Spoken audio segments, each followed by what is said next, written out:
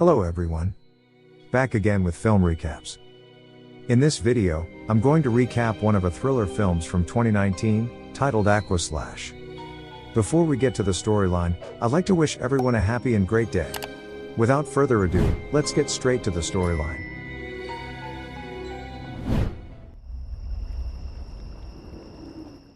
In the beginning of the movie, we are shown a woman and a man on a date by the pool. Based on their conversation, we learn that they are both lifeguards at the park, and their names are Cindy and Brad. After their shifts end, instead of going home they linger around the premises to spend time together, and cozy up on top of the waterslide. Not long after, a figure carrying a machete comes up to them, and brutally murder the two.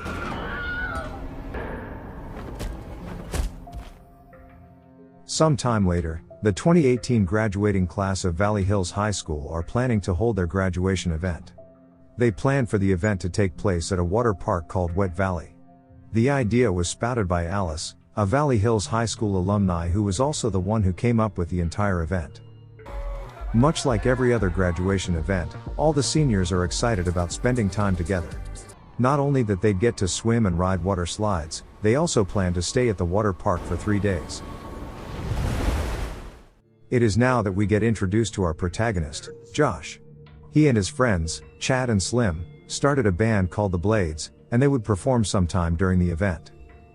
Later on, an old man named Conrad comes up to them. He tells them that he works as both caretaker and maintenance technician at the water park. Despite having worked there for 35 years, he is still up and kicking. Several hours later, Josh, who are in the midst of practicing with his friends, happen upon Kim, who apparently is Josh's ex, who now works as a lifeguard. The small talk shared between Josh and Kim appear to render Kim's current boyfriend Tommy jealous. Well, if you think about it, it pretty much makes sense why he would feel that way, given the way his girlfriend came at her ex. In the next scene, we get introduced to Michael, who receives a call from his son, Josh the protagonist. During the call, Josh deliberately asks his dad to come to the water park to watch him perform. We then get introduced to one of the people in charge of the park, Priscilla. She is a 1992 graduate of Valley Hills High School. Slim tells that he heard a rumor circulate amongst the students about Priscilla supposedly choosing one graduate to have sex with each year. The rest of the class are now enjoying the water park's main attraction, that is a set of really high and long waterslide tunnels. All is good so far, and nothing appears out of the ordinary, at least until several bratty teens decide to go down the slide, with a bottle of liquor in hand.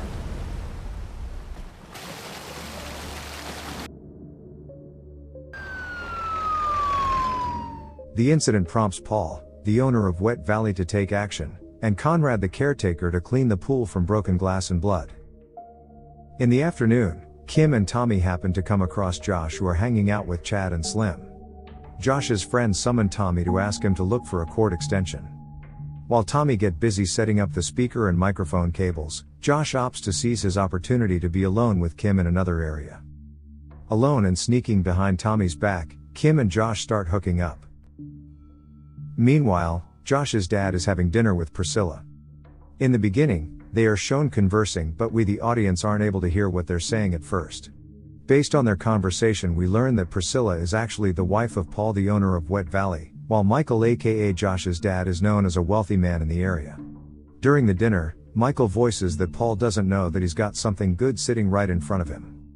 Some time passes, and now Josh and Kim are walking up to their friends, as it is almost time for his band to perform.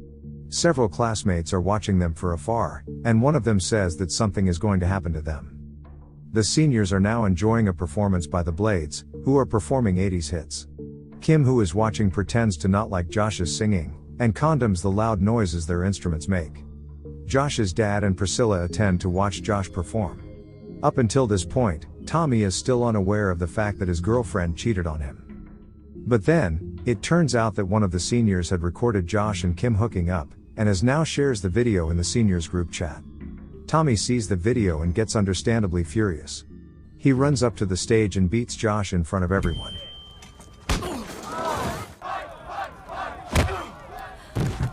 Okay, that's it, you're fired, get out of here. You're all dead. Things escalate even further when Priscilla catches her husband cheating with Alice, the girl in the beginning of the movie. Later on, Michael walks up to his son Josh, and tries to calm him down. He then asks Josh's opinion about his idea to purchase the water park. Unbeknownst to them, Alice is eavesdropping and she heard everything. She proceeds to find Paul and reprimands him for negotiating to sell the water park. Alice, who is Paul's mistress, is insecure as she feels that Paul might leave her, after receiving the money he earns from the negotiation. The drunk Paul assures her that there is no way he would sell the water park as it is his only source of income. Several hours after, all the seniors are resting up for the night, and no one is out and about, except for one person who breaks into one of the water slides, to install a pair of large metal blades, arranged in an X shape inside. Even worse, on the next day Michael, who is walking around surveying the area, is apparently being followed by a mysterious figure. God! Stop it! Ah! Anything you want! I'll give you whatever you want! What do you want? Michael gets shot in the leg and is then taken to the shed. As it turns out, the shed also contains Cindy and Brad's dead bodies, aka the two lifeguards from the beginning of the film. In the next scene, we learn that Tommy has been fired from his job, and Kim just dumped him. Shortly after, Conrad comes up to him, and tells him that Kim no longer cares for him. However, Tommy still holds out hope because he loves her. After lunchtime, Conrad, the water park caretaker, runs the water that goes down the water slides. At this point, no one is aware of the metal blades inside one of the slides. Meanwhile, Priscilla, who also works there, opts to spend her time hooking up with Slim instead of doing her job. In the afternoon, all the seniors are excited to participate in a fun competition with a $500 prize. They would be split into teams, and will compete for the fastest to slide down the water slides. Naturally, Josh teams up with Chad and Slim. However, Slim is still nowhere to be found. They instead see Tommy, who suddenly comes up to them despite having been fired from his job. Tommy tells them that he comes not as an employee but as a visitor now, and he is also taking part in the competition. The rest of the seniors don't seem too fond of the idea and won't let him join.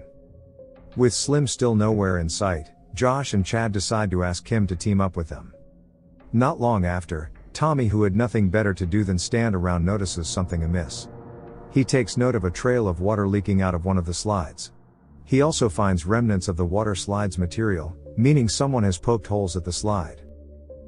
While all the seniors are lining up to get to the top of the slides, Conrad is chilling by the pool waiting for the competition to start. While this is going on, Tommy, who is now convinces that one of the slides has been tampered with, begins trying to discourage everyone from going down the slides. Unfortunately, the seniors brush him off as they already think of him as a party pooper for what he did the other night. In mere minutes, the competition is about to begin by the event organizers and the pool caretakers. To ensure everything would go well, Priscilla communicates with Conrad, who is guarding below. Of course, neither are aware of the blades installed inside one of the slides. Tommy is relentless. He still tries to inform Paul and Priscilla that everyone's in danger. Unfortunately, nobody believes him, and the competition commences. One of the annoyed seniors even pushed Tommy down the slide.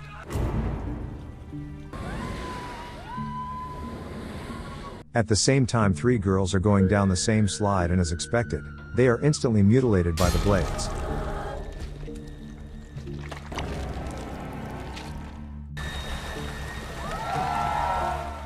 Below, the water coming out of slide number 3 has turned red, followed by mutilated limbs sliding down. The rest of the visitors shriek in horror, while Conrad sprains his ankle, while he rushes down his lifeguard seat. Meanwhile, Tommy, who was pushed down the slide earlier, has now almost reached the metal blades. He has no choice but to cross his fingers, and hope nobody else slides down after him. At the same time, Conrad immediately tells Priscilla to stop the competition. And just so happens, their walkie-talkies are not working properly. Hence, Priscilla remains blissfully unaware of the chaos below, and instead invites Paul to slide down. Paul takes the doomed slide number 3. At the same time, Josh now rushes upstairs, and asks everyone to stop going down the slides. Paul, who is in the midst of going down the slide, proceeds to try to keep from sliding down further. Something wrong in the tunnel! Meanwhile, the 2 senior girls and Tommy, who are already crammed down the blades, get pushed down further and die. Nobody certainly expects that all this fun and games would turn this bloody. Amidst the panic, Conrad asks Chad and Kim to shut down the water pumps in the shed. But upon entering the shed, They stumble upon the dead bodies of Josh's father Michael along with the 2 lifeguards. Back to the slides, Paul can no longer hold on due to the rapid rush of water. Sorry, kid! He slides down and falls victim to the horrific blades as well. Following the massacre, Josh is informed by a lawyer that his father has left him quite an inheritance. However, one thing his father has not yet finalized is the purchase of the Wet Valley Water Park, which he had planned to demolish to make space for a $20 million shopping complex. Since Paul the owner died in the incident as well, that makes Priscilla the sole recipient of the money made from the transaction. The film ends with Priscilla smiling, followed with her memories showing her father accidentally died at this park years ago, with no one was even bothered to help him. She witnessed the entire thing when she was still a girl, and we can conclude that the culprit behind all the 2018 tragedy is Priscilla. She most likely concocted an elaborate plan, perhaps as a form of revenge, and simply to gain an inheritance. Okay guys. That's all the recap for Aqua/2019. Thanks for watching. See you again in the next video.